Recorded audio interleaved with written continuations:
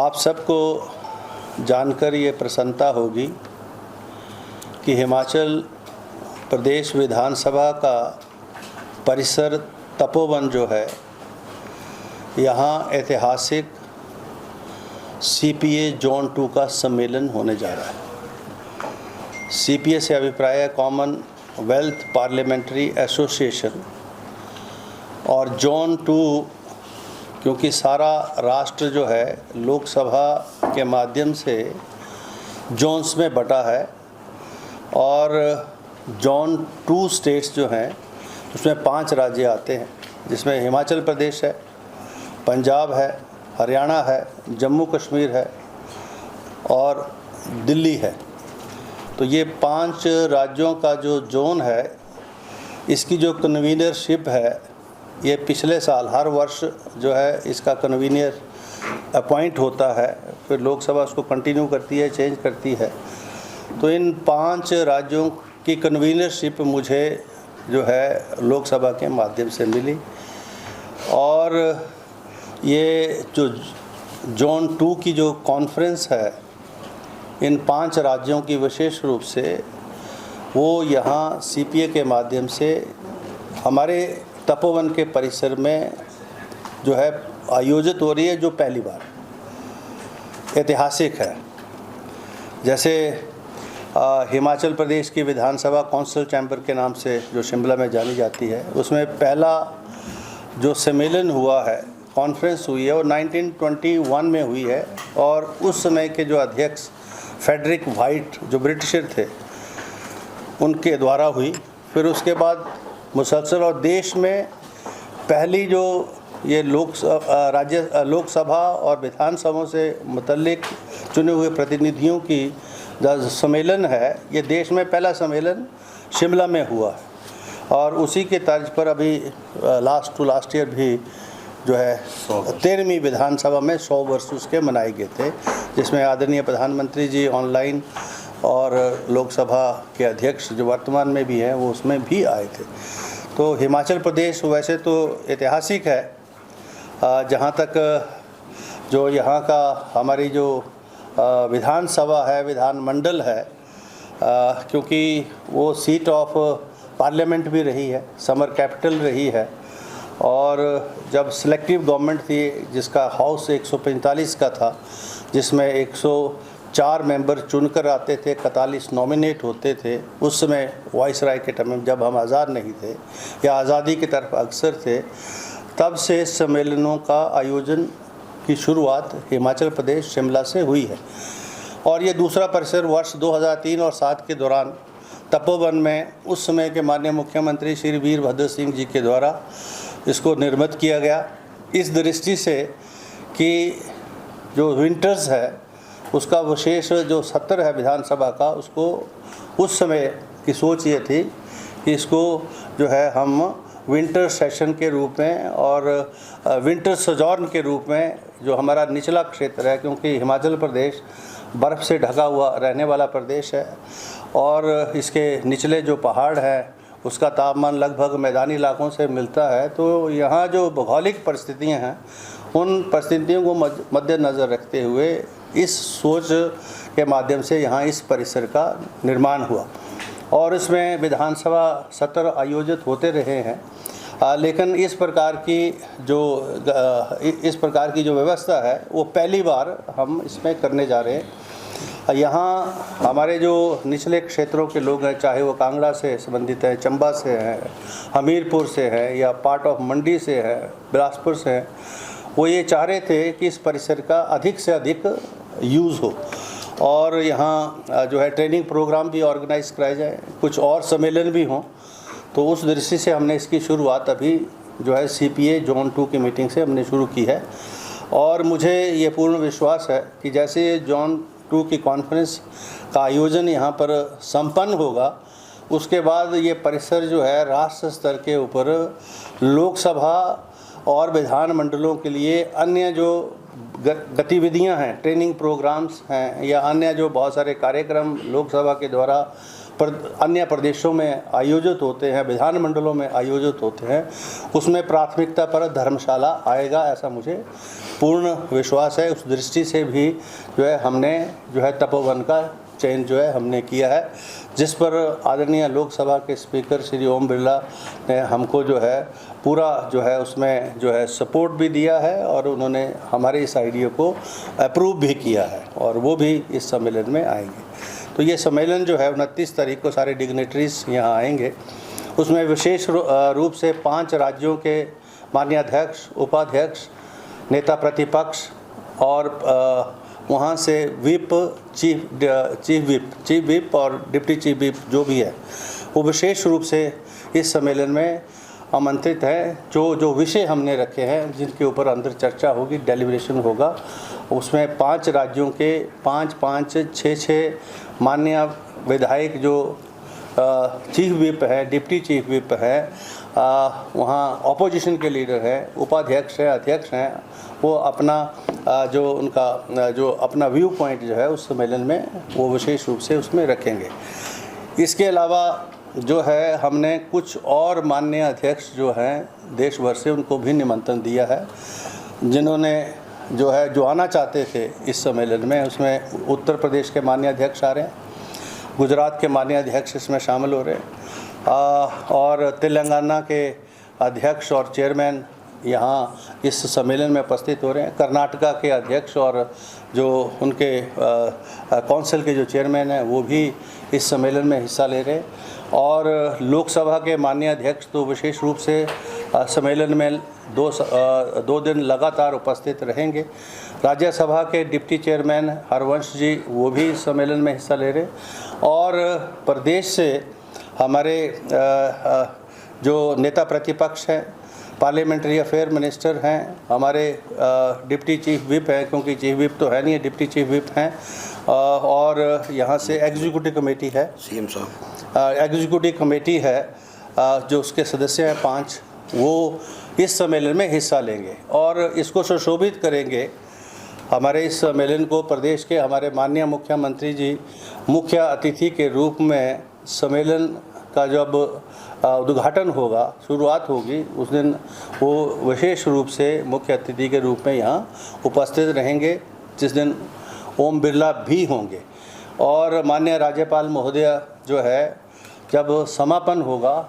उस दिन वो विशेष मुख्य अतिथि के रूप में यहाँ हमारे इस सम्मेलन में उपस्थित रहेंगे। और हमारे जो माननीय विधायक हैं विधानसभा के, हमने सबसे पत्राचार किया है, जो भी समय निकाल सकेगा वो इस के उद्घाटन का जो अवसर है, जब इसका इनॉग्रेशन होगा उस फंक्शन में दे आर ऑल इनवाइटेड। और उसके बाद की जो प्रोसीडिंग्स हैं वो सारी कैमरा प्रोसीडिंग्स होती हैं।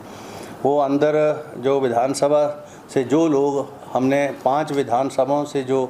लोग इनवाइट किए हैं, लोकसभा के माननीय अध्यक्ष हैं और अन्य जो स्पीकर विशेष रूप से हमने जिनको निमंत्रण दिया है, वही जो इश्यूज़ हैं उनके ऊपर अंदर उनका डेलिब्रेशन होगा, which will be A complete camera proceedings. और जब समापन होगा तो उसका जो है प्रेस वार्ता होगी हमारी। ओपनिंग में प्रेस के लोग जो है ओपनिंग सेशन में यहाँ प्रेजेंट रहेंगे और फिर क्लोजिंग का सेशन होगा उसमें भी प्रेजेंट रहेंगे। बीच में जैसे विधानसभा चलती है, जो मीडिया यहाँ आता है, इस सम्मेलनों में इस प्रकार की व्यवस्था नहीं है, क्योंकि ये कैमरा प्रोसीडिंग्स होती हैं। इसमें हर तरह का व्यू पॉइंट आता है और जो व्यू पॉइंट उन विषयों के ऊपर आता है उसको लोकसभा का सचिवालय बहुत बारीकी से उसकी स्टडी करता है, फिर उसको रिस्पेक्टिव क्वार्टर्स में, गवर्नमेंट में, पॉलिसी फ्रेमवर्क में या रूल्स फ्रेमवर्क पे या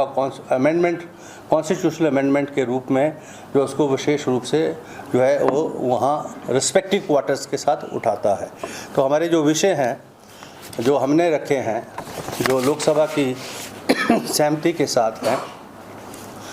पहला तो विषय जिस दिन ये कॉन्फ्रेंस इनॉग्रेट होगी और चर्चा में आएगा, that is role of legislatures in managing the state resources viz development of the state. यानी जो विधानमंडल हैं, जो लेजिस्लेचर्स हैं, उनका जो है स्टेट के विकास के लिए, क्योंकि जो भी यहाँ नियम, रूल, कानून, पॉलिसी बनता है वो प्रदेश हित के लिए बनता है। और प्रदेश के जो संसाधन हैं उन संसाधनों के ऊपर एक लेजिस्लेचर्स का कितना जो है कंट्रोल है, किस प्रकार के लेजिस्लेशंस हम यहाँ लेजिस्लेट कर सकते हैं विधानमंडलों में, जिससे प्रदेश की जो आर्थिकी है या आय है या रिसोर्सेज है उसमें जो है लेजिस्लेचर जो है अपना योगदान दे सकता है। क्योंकि जब जनता जो है किसी भी प्रतिनिधि को चुनती है लेजिस्लेचर के रूप में, तो उसकी आशय और अपेक्षा ये रहती है कि हमारा चुना हुआ प्रतिनिधि जो है हमारा वो हर काम करेगा, चाहे यद्यपि वो चुने हुए प्रतिनिधि की सीमाएं हैं पर उन सीमाओं से सारी जनता अवगत नहीं होती है। तो इसलिए देखने में ये आता है अक्सर कि रिसोर्सेज हमारे हैं, लेकिन उन रिसोर्सेज के ऊपर कानून बनाने की इजाज़त विधानमंडलों को नहीं है, क्योंकि वो रिस्ट्रिक्टेड है फेडरल स्ट्रक्चर में। जैसा आप जानते हैं डायरेक्टिव प्रिंसिपल में जो रिसोर्सेज है उसके ऊपर जो है पूरा तरह से नियंत्रण प्रदेश का नहीं है। जैसे पानी के ऊपर है, पर्यावरण के ऊपर है, जंगल के ऊपर है, यद्यपि ये सारा रिसोर्स जो है हिमाचल प्रदेश से है। तो इसके ऊपर चर्चा होगी और जो है सभी जो माननीय अध्यक्ष थे उन्होंने डेवलपमेंट ऑफ द स्टेट एक इशू है मेजर लेजिस्लेचर का, क्योंकि हमारी पार्लियामेंट्री फॉर्म ऑफ डेमोक्रेसी है, यानी रिप्रेजेंटेटिव सिस्टम है, चुन के लोकसभा बनती है और उसमें रिप्रेजेंटेशन निश्चित है सभी एरियाज़ के लिए और हर सेक्शन ऑफ सोसाइटी के लिए, रिजर्व कैटेगरी के लिए। तो ये रिप्रेजेंटेटिव फॉर्म ऑफ गवर्नमेंट है और जो हमारी लेजिस्लेटिव एग्जीक्यूटिव है वो जो भी काम करती है वो पार्लियामेंट को कॉन्फिडेंस में लेके काम करती है। और पार्लियामेंट जो है, संविधान ने पार्लियामेंट को बहुत शक्तियाँ दी है। इम्पीचमेंट की पावर पार्लियामेंट के पास है, नो कॉन्फिडेंस की पावर है। प्राइम मिनिस्टर ऑफ इंडिया को अगर रिमूव करना हो, नो कॉन्फिडेंस पार्लियामेंट पास करती है। चीफ जस्टिस या जजेस ऑफ द सुप्रीम कोर्ट या हाई कोर्ट को अगर इम्पीच करना है तो उसकी पावर पार्लियामेंट के पास है। राष्ट्रपति को इम्पीच करना है उसकी पावर जो है उपराष्ट्रपति को। तो parliament is a supreme in the democratic system, either it is a tool of the system also, the parliament itself is a tool to the system also. तो इसलिए ये विषय जो है एक व्यापक विषय है, उसके ऊपर जो है सभी माननीय अध्यक्षों का क्या व्यू पॉइंट आता है वो हम यहाँ देखेंगे उस दिन। और दूसरा विषय हमने रखा है डिस्क्वालिफिकेशन। आप जानते हैं कि हिमाचल प्रदेश में 10th शेड्यूल के माध्यम से 9 माननीय सदस्य अनसीट हुए, जो विधानसभा की सदस्यता उन्होंने खोई और फिर चुनाव में 6 जो है नहीं जीत सके, 3 दोबारा से जीत के आए। तो ये विषय भी हमने ये रखा है कि जो 10th शेड्यूल है इसको और ज़्यादा सशक्त करने की ज़रूरत है, या कुछ लोगों का मत ये है कि इसको समाप्त करने की ज़रूरत है। तो इसके ऊपर भी, क्योंकि मैंने अपना व्यक्तिगत मत तो अभी जब 1 नेशन 1 इलेक्शन की जो अभी पार्लियामेंट्री कमेटी आई थी उसमें मुझे प्रश्न के माध्यम से जब अनुराग जी ने पूछा तो मैंने अपना मत तो स्पष्ट किया, लेकिन अन्य जो हमारे माननीय अध्यक्ष हैं या प्रतिनिधि जो इसमें आएंगे उनका क्या मत है इसके ऊपर जो है वो भी हम जानेंगे और उसमें क्या कॉन्सेंसस बनता है कि एंटी डिफेक्शन लॉ को और आज की परिस्थितियों में जो है इसको सशक्त और मजबूत करने की बात है। जब 1 नेशन 1 इलेक्शन की बात हो रही है, जब 1 नेशन 1 इलेक्शन में जब चुन जाए सरकार तो उसका कार्यकाल 5 वर्ष का होता है, वो 5 वर्ष तक जो है अपना कार्यकाल पूरा करे, तो एंटी डिफेक्शन लॉ उसमें सहायक सिद्ध होता है। किसी भी तरीके से लेजिस्लेचर्स के उस मैंडेट को फ्रैक्चर ना किया जाए, उसको मैनूवर ना किया जाए, ये उसी दृष्टि से एंटी डिफेक्शन लॉ का जो है उसको बनाया गया। और तीसरा, जैसा आप जानते हैं, आप देखे होंगे आर्टिफिशियल इंटेलिजेंस जो है उसके माध्यम से आपने देखा होगा कि आज आर्टिफिशियल इंटेलिजेंस का इतना प्रयोग व्हाट्सएप पर मीडिया में हो रहा है और नेगेटिविटी के रूप में ज़्यादा हो रहा है। तो इसका पॉजिटिव यूज़ हम कैसे करें, और लेजिस्लेचर का जो काम है, जबकि हिमाचल प्रदेश विधानसभा पहली विधानसभा देश की है जिसमें ई विधान के मॉडल को हमने अपनाया और अब नेबा के ऊपर सारा देश जा रहा है। हिमाचल प्रदेश के बाद अन्य जो विधानसभाएं हैं वो भी ई विधानसभा हुई, लोकसभा भी उसके बाद हुई, तो उनके अपने जो सिस्टम हैं वो भी उन्होंने अपना डेवलप किया है। हमारे पास भी ई विधान था, हमारे पास मॉडल था। हमको ये कहा गया कि आप नेबा पर आएँ, हम नेबा पर आए हैं, लेकिन हम ये महसूस कर रहे हैं कि अभी हमको अपना ई विधान मॉडल को भी रिवाइव रखना है। तो उसके ऊपर भी हम विचार विमर्श करके आने वाले समय में इसको जो है पैरेलली हम रखेंगे और साथ में नेबा के साथ भी जुड़ेंगे। और एआई के माध्यम से, क्योंकि एआई एक ऐसा जो ये आर्टिफिशियल इंटेलिजेंस एक ऐसी कंसेप्ट आई है कि 1952 में जो हमारे जनप्रतिनिधि थे लोकसभा के या विधानसभा के, उन्होंने किसी विशेष विषय के ऊपर क्या मत दिया और उसके ऊपर उनका क्या भाषण था, एआई के माध्यम से आप उस सारी डिबेट को जो है डिजिटलाइज करने के बाद उस स्पीच को 1 सेकंड के अंदर देख सकते हैं, जबकि उसको देखने के लिए आपको बहुत सारा समय जो है अदरवाइज लगता है। तो AI can be one of the best tool to improve the legislative practices जो है थ्रू आउट द कंट्री। तो उसके ऊपर भी हम चर्चा जो है, ये 3 विषय जो है मेन जो है यहाँ पर चर्चा में आएंगे और उसके बाद प्रेस कॉन्फ्रेंस के माध्यम से जो चर्चा होगी उसका जिक्र हम करेंगे।